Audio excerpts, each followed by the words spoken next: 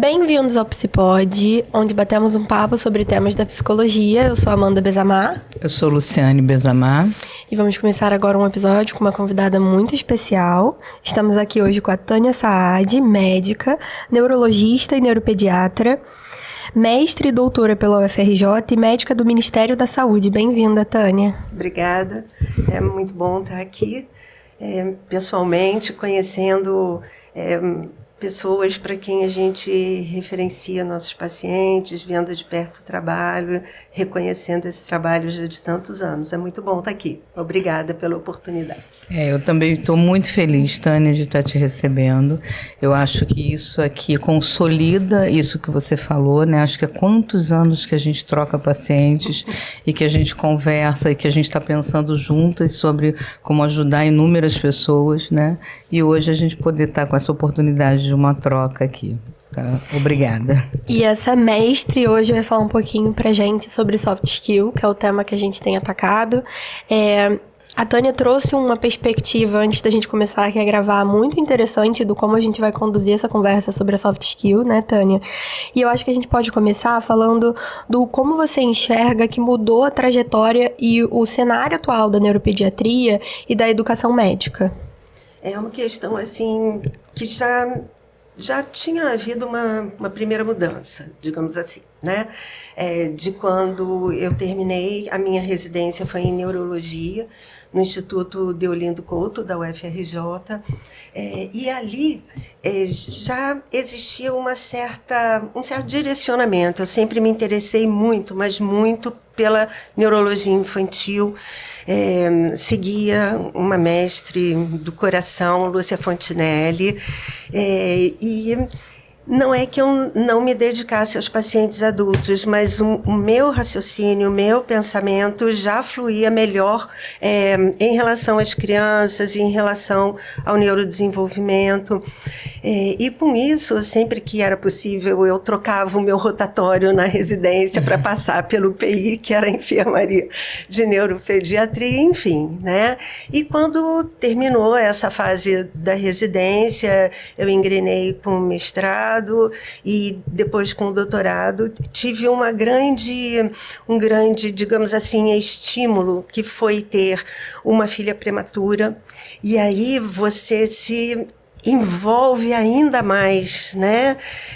Porque você quer dar o melhor e você, enfim, não que o médico não tenha esse envolvimento, é claro que ele tem que ter, mas você sai buscando outras perspectivas, né? E você automaticamente transfere isso para os seus pacientes, né? E aí, de repente, eu já não fazia mais só a neurologia de adulto, né? Nesse tempo, meu consultório era aqui no Condado de Cascais, eu só via adulto, e progressivamente isso foi mudando, e de repente eu só via crianças, né? Eu já estava na pós-graduação da PUC, depois da UFRJ, e aí foi o mestrado, e de repente, por conta dela também, eu fui parar no São Sebastião, no Instituto Estadual de Infectologia São Sebastião, onde internavam as meningites, os quadros infecciosos.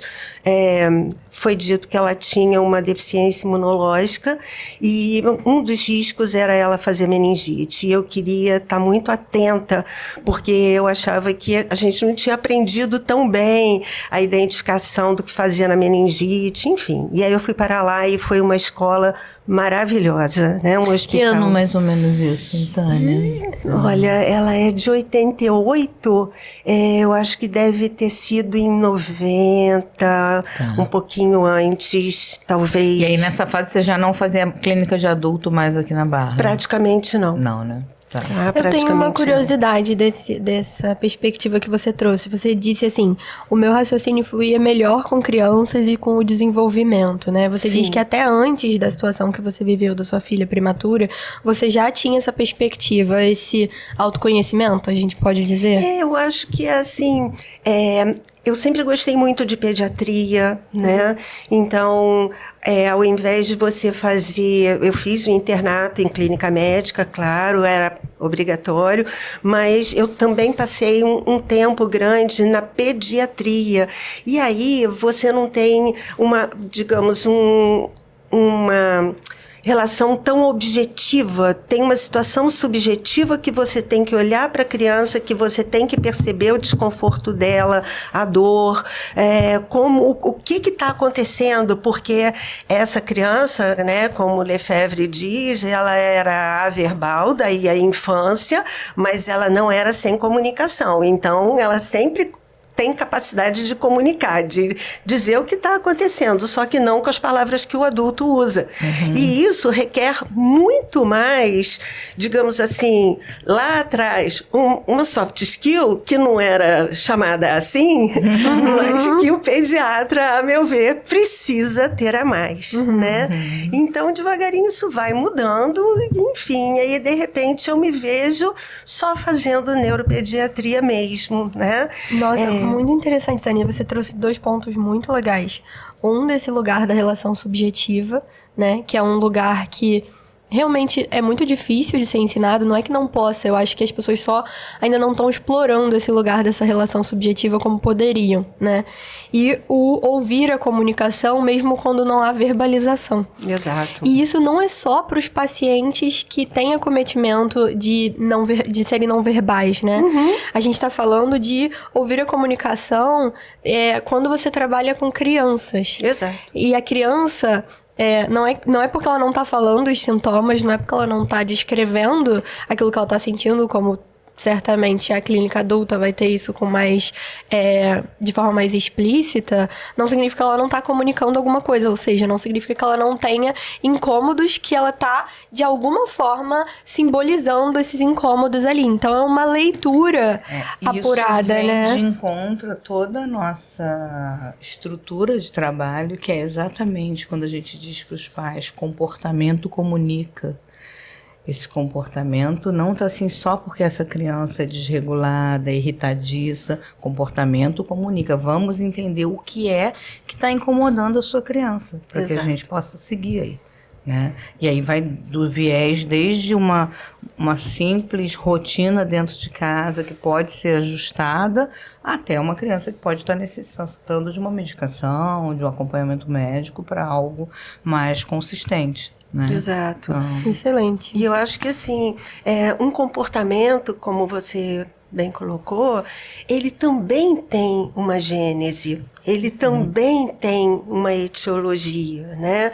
Então, a gente não tem que pensar só no diagnóstico etiológico, como também o Daniel colocou no podcast de TDAH, que eu acho que todo mundo tem que assistir, mas é assim, interessante você entender da onde está vindo o comportamento daquela criança, aquela irritabilidade, aquela tristeza, muitas vezes aquele mutismo.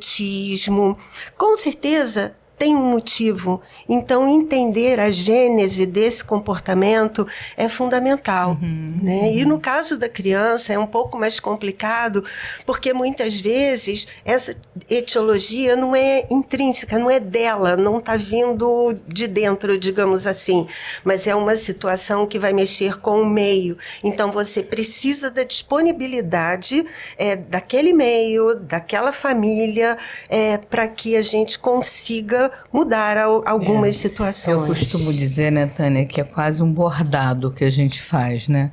Porque quando você fala assim, não vem daquela criança, mas está afetando aquela criança. Exato. E aquele comportamento está comunicando algo. E o que é que está por trás disso? E a gente começa um bordado para entender aonde essas coisas, essas pontas estão e que estão trazendo essa criança ao comportamento. A gente tem uma outra coisa no TIT, por exemplo, que a gente trabalha muito com a questão do iceberg, né? E da gente entender, né? O que é essa questão do iceberg? O iceberg, aquilo que a gente vê do iceberg, é uma pequena parte dele, né? Exatamente. Então, assim, o que tem nas profundezas daquilo ali? Né? Então, se a gente... E isso, nossa, como isso é importante. E a gente, com essa estrada aí de trabalho de tantos anos, né, Tânia? A gente, às vezes, recebe famílias com uma peregrinação tão grande, né? E tentando tanto tratar só sintoma. Exato. Né? E aí, quando você muitas vezes observa, né, essa linha do tempo, algumas vezes você até percebe aonde aconteceu o desvio. né? Então, assim, acho que a gente pode até falar disso um pouquinho depois, mas também lá do podcast do Daniel, quando ele fala o que era um diagnóstico sindrômico, a partir da onde a gente tem um transtorno. Então, em alguns meninos e meninas, a gente percebe aonde aquilo ali desviou, aonde aquilo ali aconteceu, né? E é tal coisa, eu acho que a gente, enquanto médico, enquanto neuropediatra, pediatra, a gente precisa estar muito atento a esses sinais subjetivos, né? A essas entrelinhas, né? Que muitas vezes são, assim, fundamentais, né? E, e você está falando também muito no sentido, a gente chegou a comentar isso antes, dessa linha de raciocínio clínico, né? Exato. Como você entende que isso se forma? Porque eu acho que ainda faltam pessoas falando sobre a necessidade de espaços para se criar isso na prática, né? A gente estava falando um pouco sobre o cenário da educação médica, por exemplo, e onde você entende que se criam esses espaços e onde você entende, talvez até, a gente acha que pode abrir espaço para uma crítica aí, que possa não estar acontecendo isso atualmente, né? Eu acho que isso se cria na graduação médica, o que é preocupante, né, da forma como essa situação está evoluindo, com um número absurdo de cursos que estão sendo abertos pelo Brasil afora, por essa condição de que muitas vezes essa formação aconteceu fora do Brasil e está sendo importada para o Brasil, para a gente falar de situações culturais que são diferentes e que precisam estar presentes na hora em que eu estou formando um acadêmico, que eu estou formando esse médico, né? Vai ser na graduação que a gente vai ter, por volta do 3º ano, a entrada desse jovem no hospital, o primeiro contato com o paciente, ele entender qual é a importância daquele paciente para a vida dele, né? E qual é a importância da vida dele, da formação dele para aquele paciente. E aí a gente chega na anamnese, que para a condição da neurologia e da neuropediatria, muitas vezes mais de 80% do diagnóstico está ali na anamnese. Mas a gente tem que ter ouvidos de escutar, a gente tem que dar escuta. Claro, principalmente quando é um paciente mais crônico, um paciente que tem uma situação já mais longa, uma peregrinação, como você falou, a gente meio que tem que guiar, porque senão facilmente a gente perde o fio. Mas é muito importante você entender todas as situações, como elas se desenvolveram, o que veio primeiro, tentar ordenar essa linha do tempo, né? Tentar saber como é que é a história familiar dessa criança, como é que é a história familiar dessa criança, né? O que não está dentro de casa, mas está no entorno dela e que de alguma forma pode estar sendo a gênese daquela situação, seja uma situação orgânica ou funcional. Tá? Então, e esse raciocínio que você está falando aqui com tanta naturalidade não é uma coisa que surge com naturalidade necessariamente, né? Não, é uma coisa que você vai construindo, né? Você vai construindo à medida que você vai ouvindo, e aí você quando acaba a anamnese, você tem uma hipótese, né?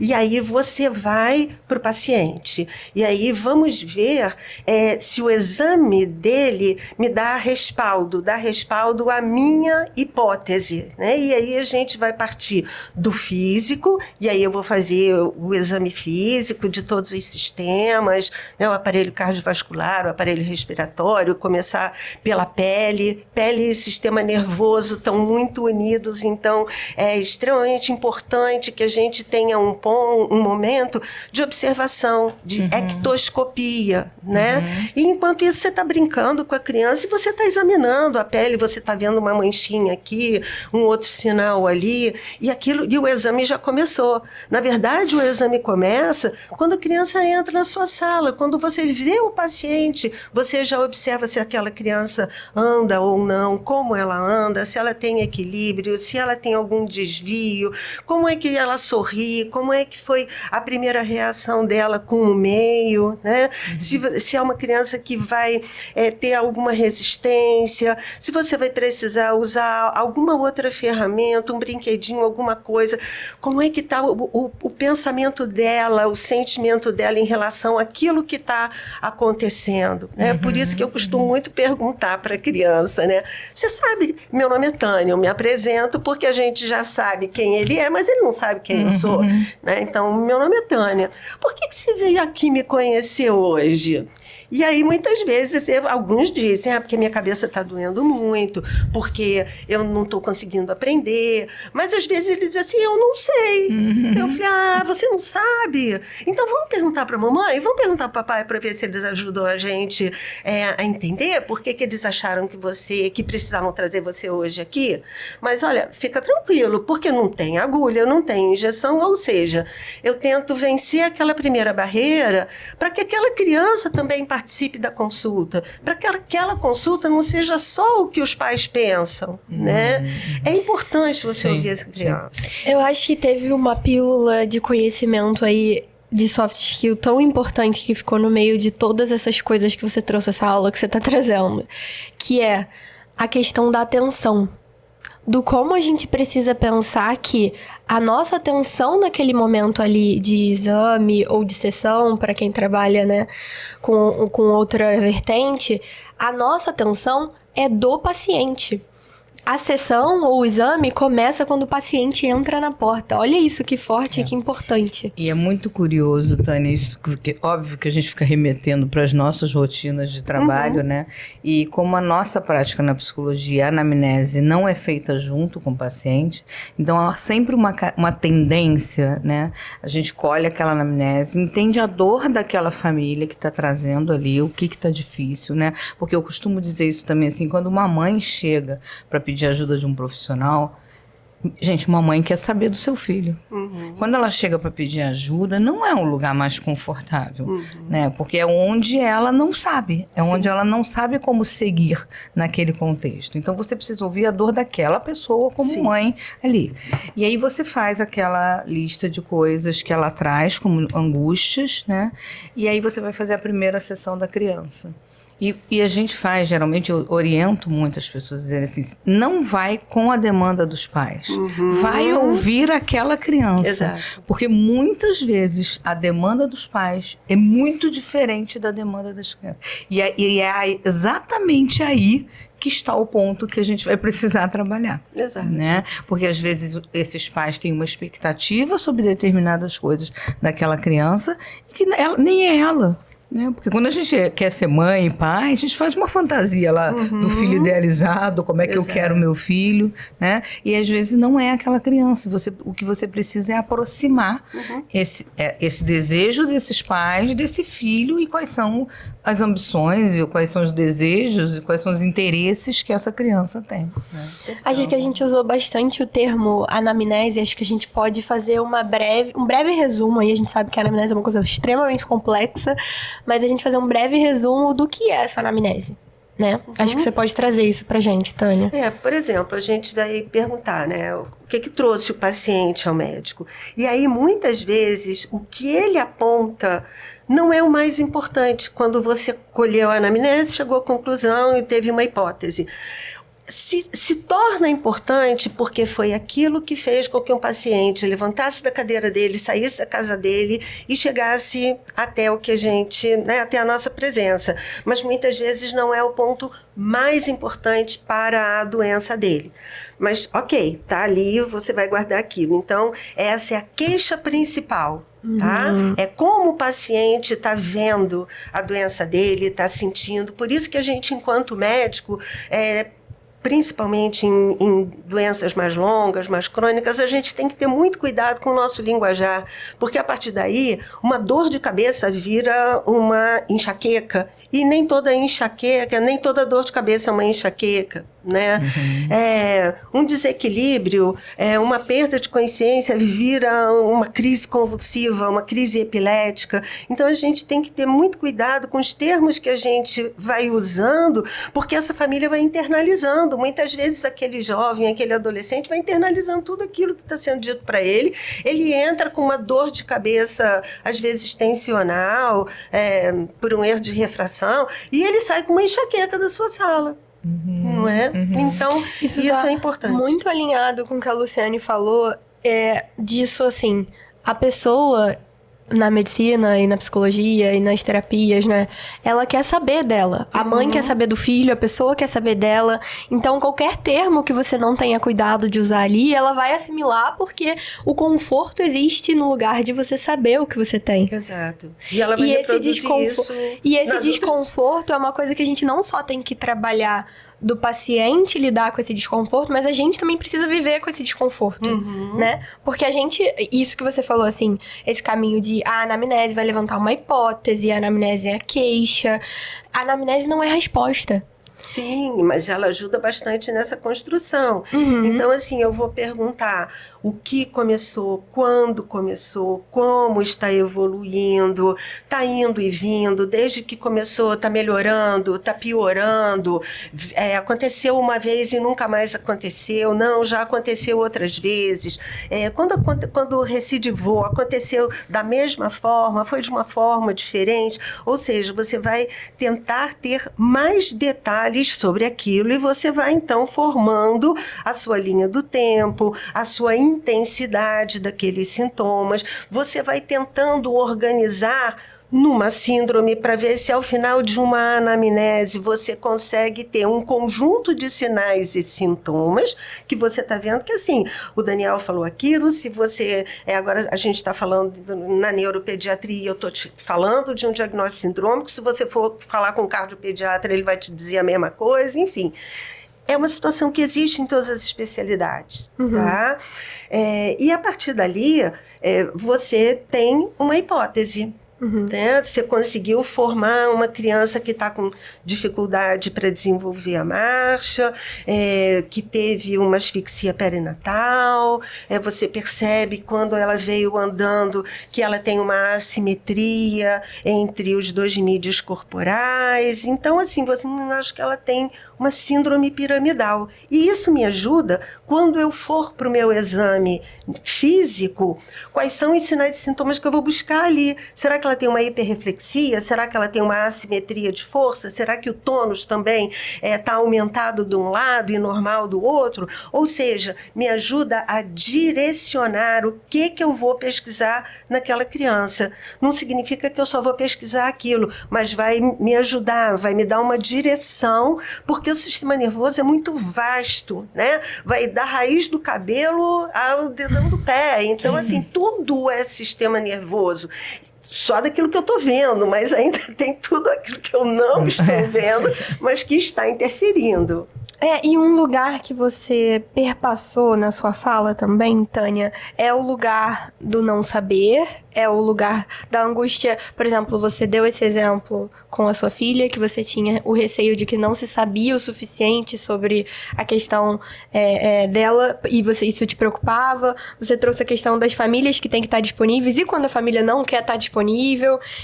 Então, eu acho que a minha pergunta, vou construí-la de uma forma melhor, o como você lidou e pode dar de exemplo para gerações que vêm por aí com esse lugar do não saber, com esse lugar do não ter a resposta, né? Saber, a gente está construindo aqui uma ideia de que buscar a solução é o caminho mais saudável, né? Sempre tá em busca, sempre tá fazendo as perguntas. Sim. Mas e quando a gente vai entendendo e vai criando uma angústia de um lugar de assim, e se eu não achar a resposta? Aí eu acho que entra uma outra situação, também trazendo, né, para minha perspectiva, para o que aconteceu comigo. Aí eu acho que tem uma importância muito grande do médico, da equipe, tá?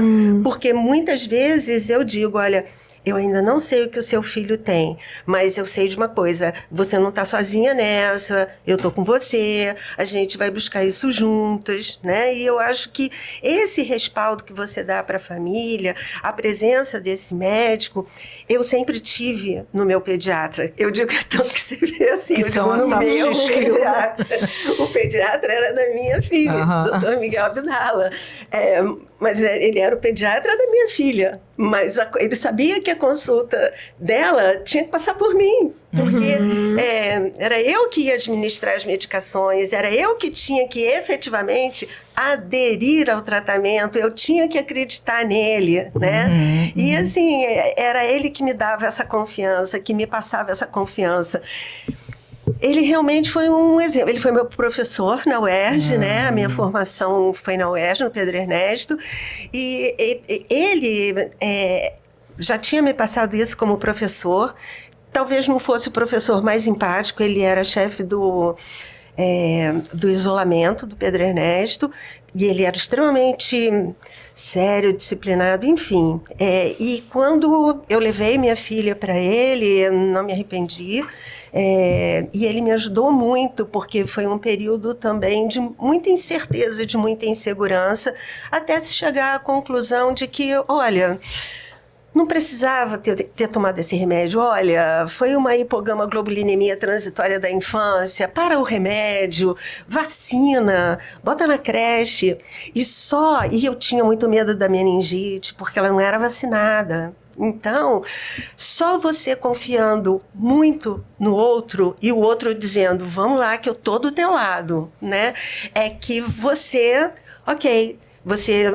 baixa a guarda e você vai, né? E aí eu fui, essa pesquisa, digamos assim, essa busca foi durante muito tempo. Nisso acontece o primeiro congresso de neurointensivismo em São Paulo, e aí ela devia estar mais ou menos com uns 5 anos, e aí assim... começa a me dar uma vontade grande, ela já estava bem, parecia que não, ela vai se portar, não tem nada demais.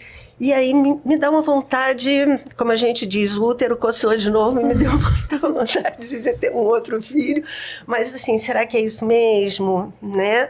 E aí assim, a gente não toma essa atitude sozinha. Eu tinha um companheiro, e tenho um companheiro, que é companheiro de uma vida, né? A gente acabou de fazer 45 anos agora de casados. Então assim, que é uma outra situação que a gente vê quanto mais longa é essa jornada dessa família, dessa criança, como essas famílias vão ficando pelo caminho. Então isso é sempre uma outra situação, sabe, que eu tento trazer o pai e a mãe. É difícil sim, mas a gente tem que buscar, a gente tem que ter criatividade. Na verdade, eu acho que isso tudo é muito facilitado pela rede que a gente tem. E eu tive a felicidade de ter uma rede de apoio grande, sim. Eu não fiz isso sozinha, isso não, né?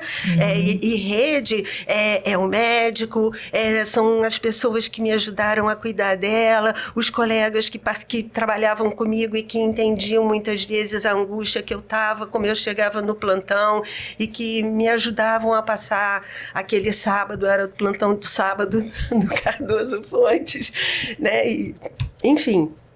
Eram situações assim que só me fizeram crescer e que eu tento passar isso para os meus pacientes. É difícil sim, sabe? Mexe com a vida do casal, mexe sim, mas vamos lá, se a gente soltar a mão um do outro, realmente vai ficar mais difícil. Então eu tento trazer isso para os pacientes. Vocês como dois, vocês são mais fortes do que quando fica um sozinho, quando fica a mãe sozinha, quando fica o pai sozinho.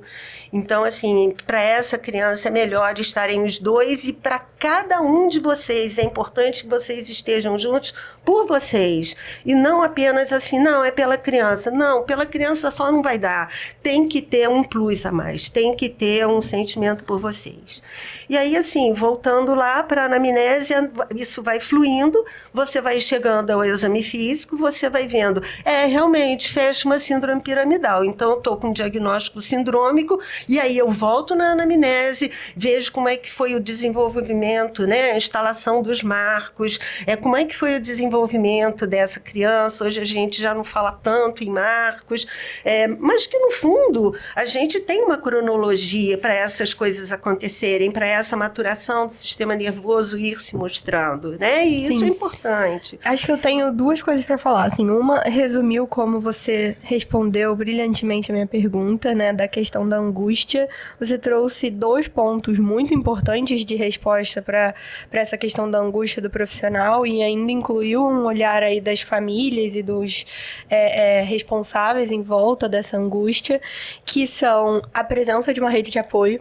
Então, profissional que trabalha com saúde precisa ter conexão com outros profissionais que trabalham com saúde.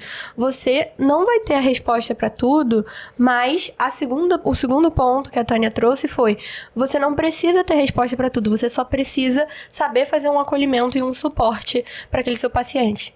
Então, contanto que você dê a mão, e você usou essa metáfora de dar a mão, né, para esse paciente, e você se disponha a estar nesse lugar de suporte, de acolhimento, você não necessariamente precisa saber todas as respostas. Tendo a sua rede de apoio e tendo esse lugar onde você pode, inclusive, dar garantias pro paciente de que você pode buscar. Por mais que você entenda e acolha e talvez até esteja vivenciando aquelas angústias, você pode viver essas angústias de forma compartilhada com uma rede de apoio. Brilhante, Tânia. E eu acho que a Tânia fala de duas redes de apoio, né, Tânia? Que eu, do lugar de mãe, também ouvi uma outra rede de apoio, que é essa que eu também oriento as famílias a terem, né? Porque é muito difícil quando você tem um filho com uma dificuldade, inclusive você confiar em quem vai cuidar do seu filho. Exato. Quando você não puder estar, né? E é importantíssimo que as famílias se fortaleçam nesse sentido e de que vão existir outras pessoas que podem estar aptas a cuidar daquela criança também. Né?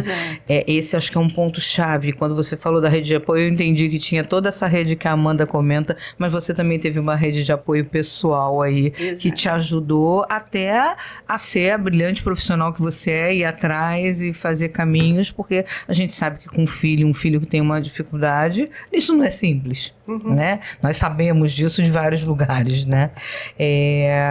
Agora, um ponto que eu queria tocar também, assim, que é importante, e acho que entra um pouco nesse não sei nosso dos profissionais, né? A ansiedade que chega muito para nós, né? Quando as crianças chegam vai falar? Vai escrever? Uhum. Né? E às vezes uma criança muito nova, ainda muito acometida também por sintomas, por exemplo, do autismo, e que realmente a gente não sabe essa resposta. Exato. Né? E a gente precisa dividir com a família, eu não sei. Uhum. E eu às vezes sou muito firme e eu digo, eu não sei. E ninguém sabe. Uhum. Se alguém disser que sabe, tá mentindo pra você. E eu acho que isso vai de encontro com a pergunta que eu ia organizar agora também, que você comentou brevemente que não se fala mais de marcos da mesma forma. Então, acho que essas duas somadas pode ser uma coisa interessante de você comentar.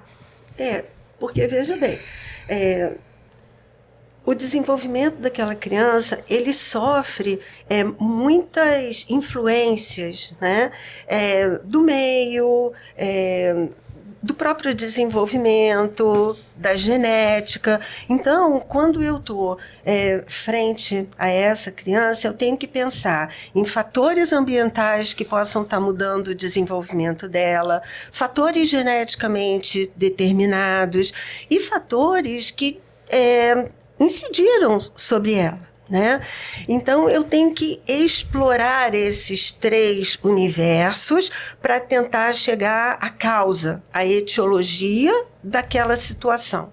Tá? E muitas vezes isso vai ser demorado e muitas vezes eu não consigo fazer isso logo num primeiro momento, e é isso que eu tenho que mostrar para a família. Eu ainda não sei o que a sua criança tem, mas eu sei tudo que eu preciso fazer, explorar e estudar para a gente chegar lá. Um outro ponto importante é que quando a gente diz eu não sei o que a sua criança tem, eu acho que a gente também tem que ter cuidado, talvez uma outra soft skill, de como é que eu vou dizer esse eu não sei. Esse eu não sei tem que ser firme, sim. Eu realmente não sei. Não vou ficar dourando a pílula, não vou ficar com subterfúgios, mas eu também preciso dizer para essa família que o fato de eu não saber, nesse momento, o nome dessa doença, e muitas vezes o nome dessa doença demora anos para aparecer. Que é onde você não sabe, e se alguém disser que sabe, não vai estar dizendo a verdade. Exato. Naquele momento. Né? Mas é importante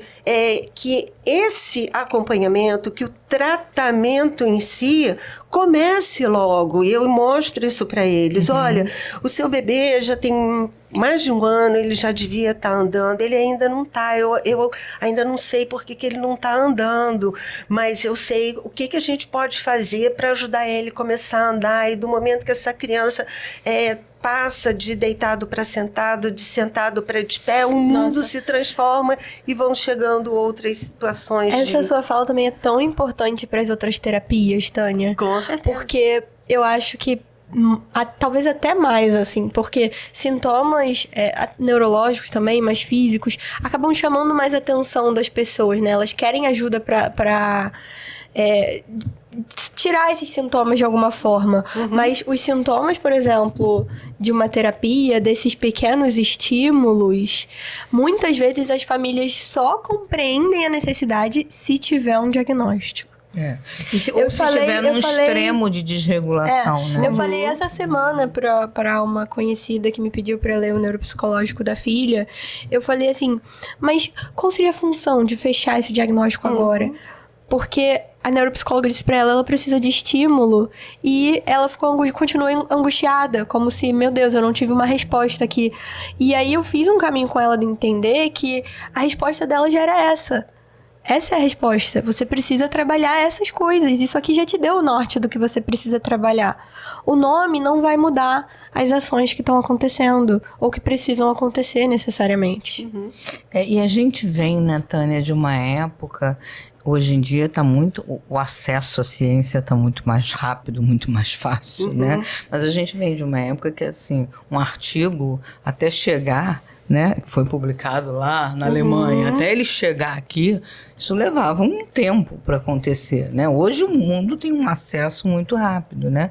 O que não quer dizer que a gente já não tinha ouvido falar até, que a gente já não tinha, mas a gente ainda não tinha caminhos para conduzir aquele trabalho, né? Exato. Então, assim, existem formas, estão acontecendo pesquisas dentro desse sentido, né, para que a gente possa evoluir dentro desse trabalho, né? E o ponto também, deixa eu só comentar sobre a questão do desenvolvimento, embora eu ache, assim, como você disse, já não está se falando, eu exijo muito da minha equipe um conhecimento sobre desenvolvimento, sabe, Tânia? Sim. Porque eu acho que se você não tem um conhecimento sobre desenvolvimento, fica muito difícil, porque aí entra numa coisa, e eu acho que você pode fazer isso quando você está num grupo social, num grupo adolescente, que você pode dizer, deixa acontecer. Mas isso é leviano quando você está falando de um desenvolvimento de uma criança. Com certeza. Né? Então, assim, uma criança de 1 ano que ainda não apresentou determinados, é sinal de alerta. É grave.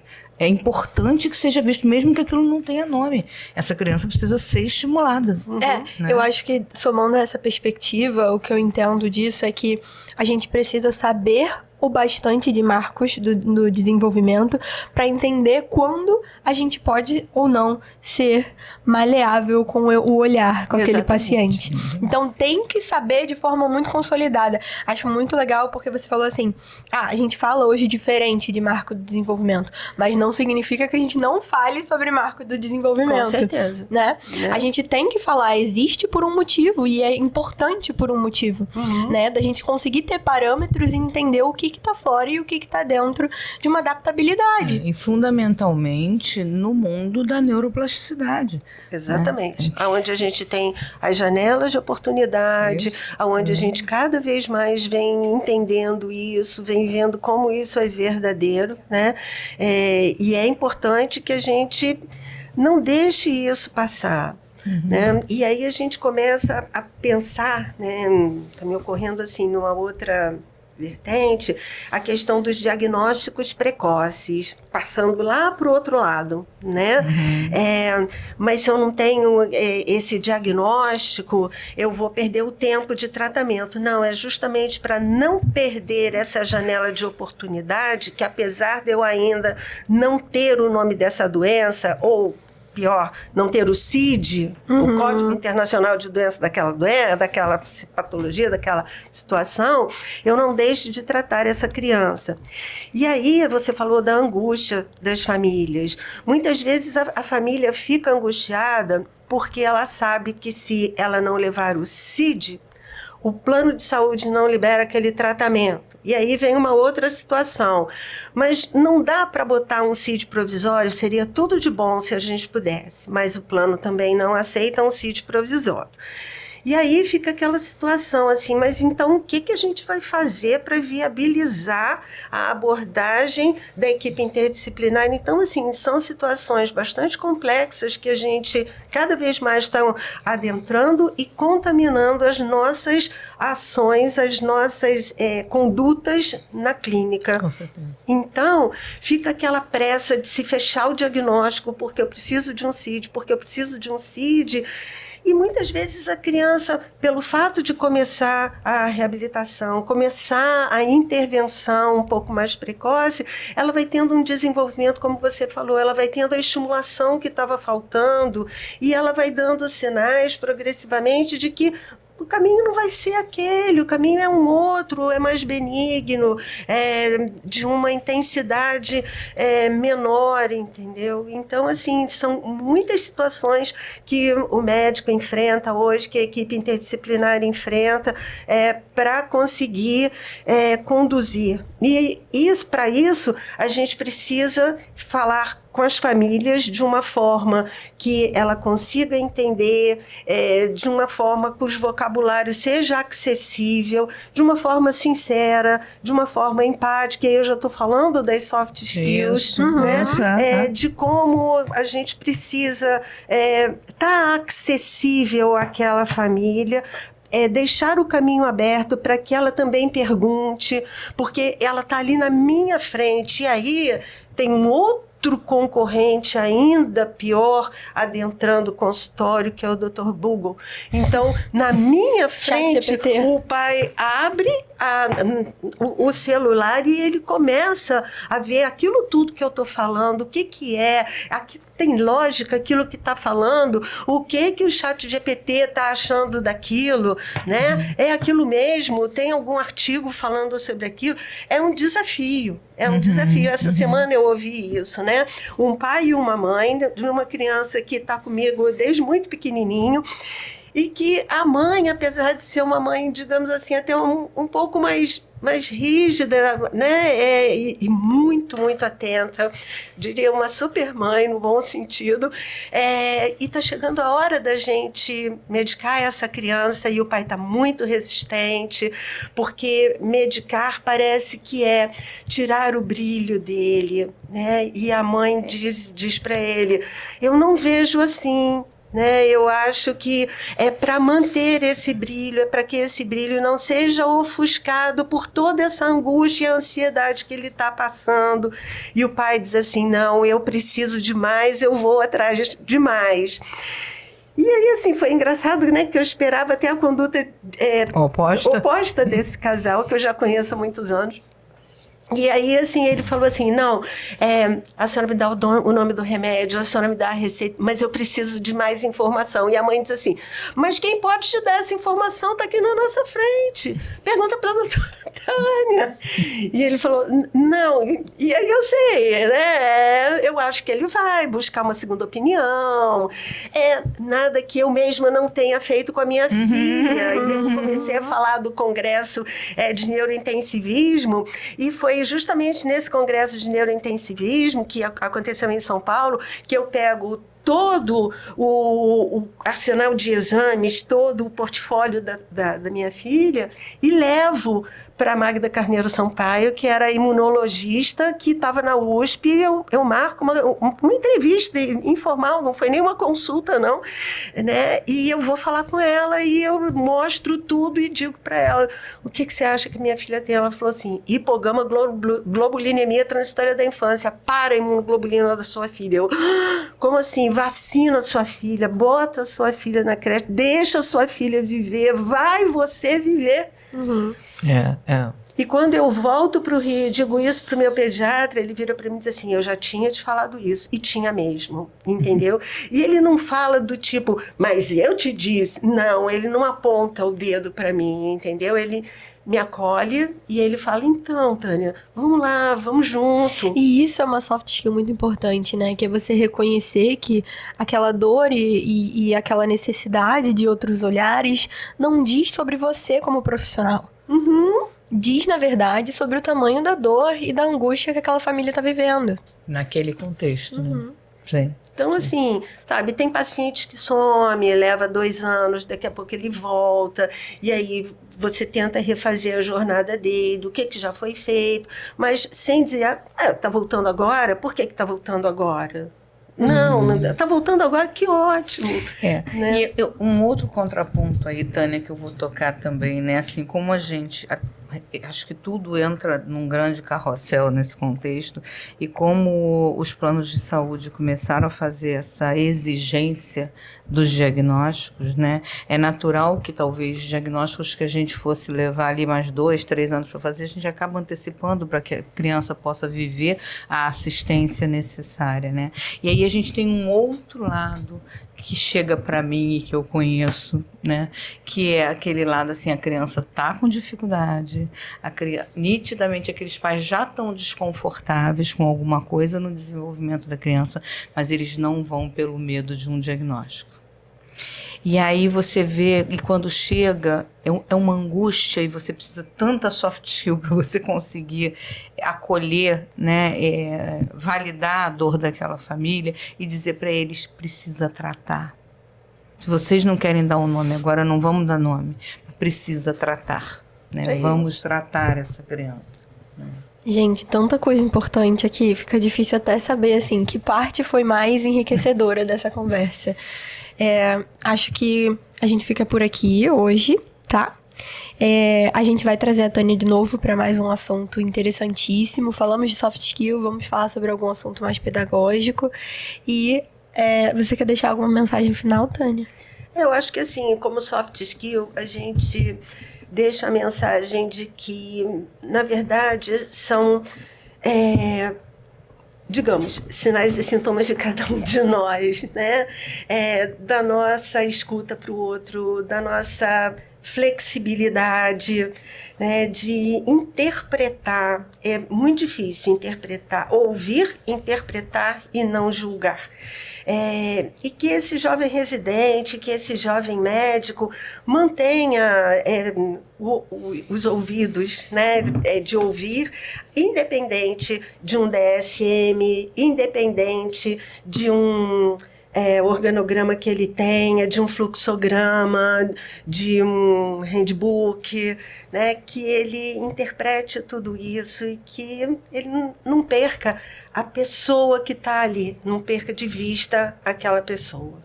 Excelente, Tânia. Então é isso, podem deixar comentários aí, que a gente tá doido pra chamar a Tânia de volta pra responder mais coisas.